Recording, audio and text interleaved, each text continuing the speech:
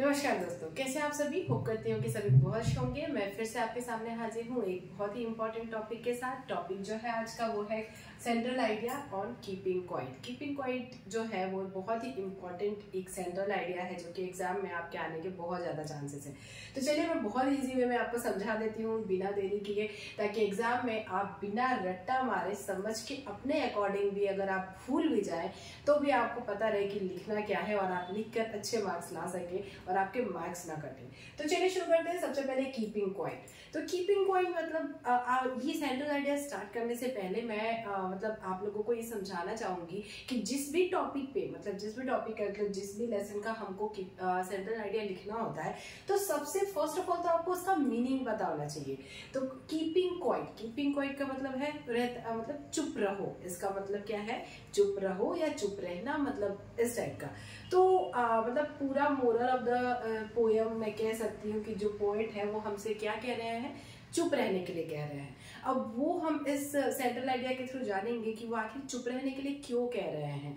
अगर आपको चुप रहने के लिए कहा जा रहा है तो एक छोटा सा मतलब एक सोच है कि अगर आप जैसे कि हिंसा हो या फिर कहीं भी कुछ हो तो इसका सबसे ज्यादा बड़ा रीजन होता है बोलना। जब एक इंसान बोलता है दूसरा जवाब देता है, फिर इधर से जवाब मिलता है, फिर उधर से, तो चीजें जो होती है ना वो बढ़ जाती हैं। तो इसीलिए कीपिंग क्वाइट, चुप रहो, और बड़ी बड़ी प्रॉब्लम्स को आप चुप रह के भी इग्नोर कर सकते हैं।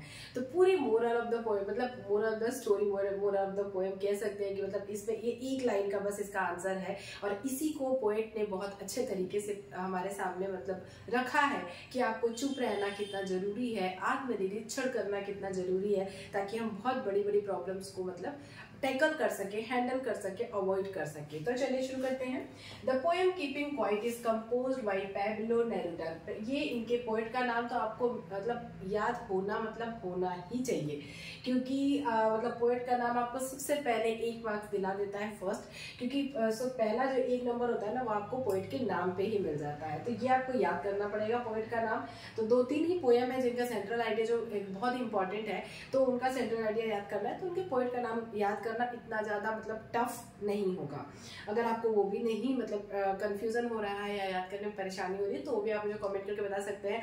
मैं आपको शॉर्ट ट्रिक बता दूंगी जिसके जैसे हम याद करते थे कि इस पोएम का यही पोएट होंगे, क्योंकि कंफ्यूजन हो जाता है, बहुत सारी चीजें याद करते हैं हम। तो आगे पढ़ते हैं। It is a very simple poem. बहुत ज्यादा सिंपल पोएम है। जैसा कि मैंने आपको पहले ही बताया कि नाम से ही हम देख रहे हैं कि चुप रहना है। इस पोएम का मीनिंग यही है कि आपको चुप रहना चाहिए, जिससे आप बड़ी प्रॉब्लम को अवॉइड कर सकते हैं। तो it is a very simple poem. पहले पोएट का नाम लिखना है, फिर it is a very simple poem. It is address to the people of the whole world. ये जो पोएम है उस पूरे मतलब हमारे पूरी दुनिया को एक चीज समझाना चाह रहे हैं, पूरी दुनिया को प्रेजेंट कर मतलब सब जगह कुछ ना कुछ हो रहा है, तो हर बड़ी प्रॉब्लम को अवॉइड करने का एक तरीका होता है, क्या होता है? चुप रहना। तो ये जो पोएम है ये क्या कर रहा है? उन सभी लोगों को दर्शा रहा है, पूरे वर्ल्ड के लोगों के लिए है। According to the poet के अकॉर्डिंग क्या है? Today our life is hasty and without direction। तो according to the poet today our life is मतलब जो हमारी लाइफ है, our life is hasty मतलब बहुत ज्यादा भागदौड़ भरी जो लाइफ होती है, मतलब किसी के लिए किसी के पास टाइम नहीं है। उसमें अगर किसी के साथ किसी की टक्कर भी हो जाती है तो लोग बहुत ज्यादा वायलेंट मतलब बहुत ज्यादा लड़ने लगते हैं, वायलेंट हो जाते हैं।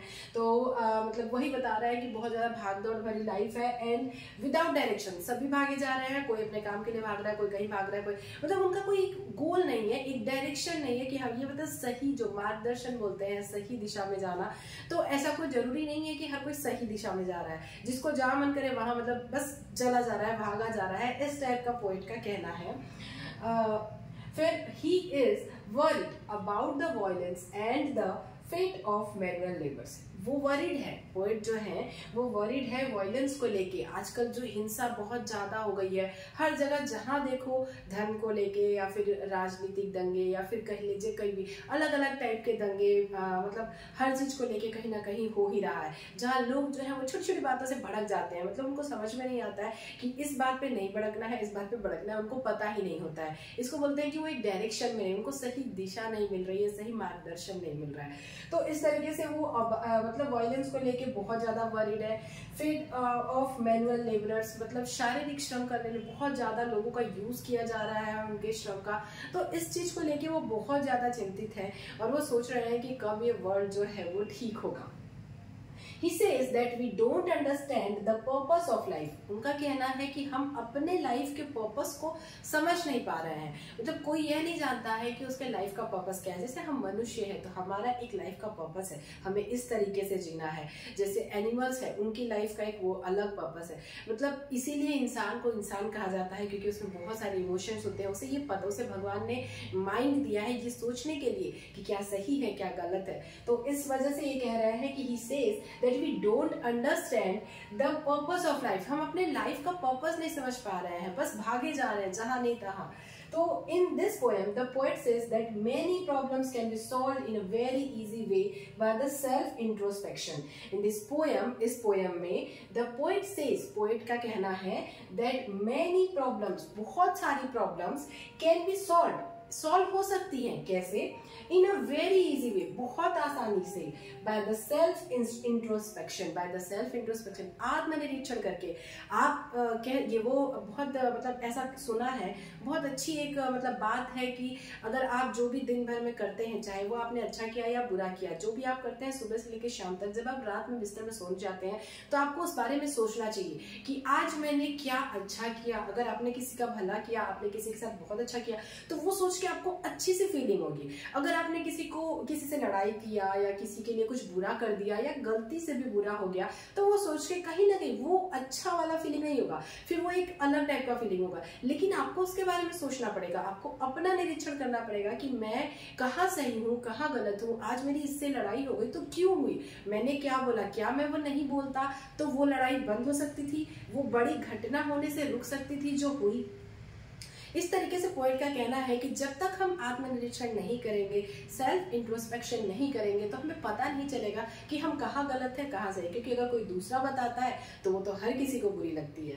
तो यही पोएट का कहना है, बहुत ही इजी कि मतलब हमें चुप रहना है, अपना आत्मनिरीक्षण करना है, तब हमें पता चलेगा कि सही डायरेक्शन में हम जा रहे हैं या नहीं, और हमें सही डायरेक्शन पता चलेगी।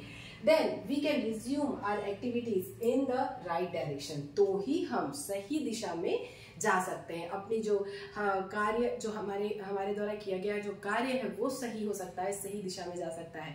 जब तक हम आत्मनिरीक्षण नहीं करेंगे तब तक हम यह फैसला नहीं कर सकते, हमें यह पता नहीं चलेगा कि हम यहाँ कहाँ गलत है कहाँ सही। तो ओवरऑल जो पोएम है, मतलब ये मैंने आपको पूरा समझा दिया कि कवि हमसे क्या चाहते हैं। तो ये सारी चीजें आपको अपने वे में मतलब लिखनी है एग्जाम में। तो आई होप कि पूरा आपको सेंट्रल आइडिया समझ में आया होगा। और फिर भी अगर आपको इसमें कोई डाउट रह गया हो तो आप मुझे कमेंट करके बता सकते हैं। मैं ट्राई करूंगी कि फिर से आपको समझा के उस चीज़ों को, जो भी आपको डाउट्स है, वो आपके डाउट्स को क्लियर कर सकूं। और अगर समझ में आई हो वीडियो, मेरा समझाना आपको पसंद आया हो, तो वीडियो को लाइक कीजिएगा, शेयर कीजिएगा। और अगर आप लोगों को किसी दूसरे पोएम का भी सेंट्रल आइडिया समझना हो तो आप मुझे कमेंट करके बता सकते हैं। वीडियो पसंद आई होगी तो प्लीज़ मेरे चैनल को सब्सक्राइब कर लीजिएगा। Bye bye, take care and all the best for your exam. Thank you.